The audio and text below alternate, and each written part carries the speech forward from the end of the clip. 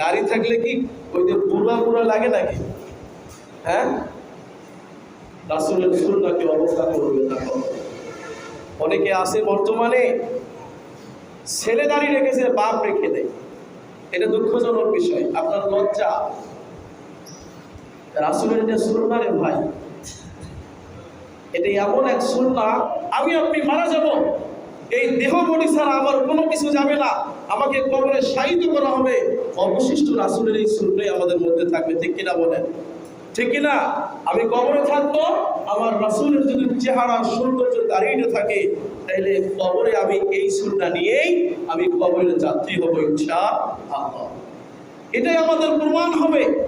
আমি কোনো এক জায়গায় যদি মৃত্যুবরণ করে মারা যাই, যে এলাকায় কোনো মানুষ জানে না, পোশাক যদি আমার ইসলামী পোশাক নাও হয়, কিন্তু বডিটা যদি দেখা যায় রাসূলের সুন্নাহ অনুযায়ী আছে, সমস্ত মানুষ বুঝতে পারবে ইনি হলেন মুসলিম। এনাকে কি করতে হবে? দাফন কাফনের ব্যবস্থা করতে হবে। ঠিক কিনা বলেন?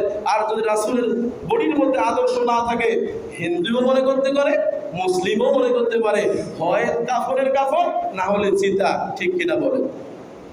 তাহলে দাড়িটা কত বড় জরুরি একটা বিষয়।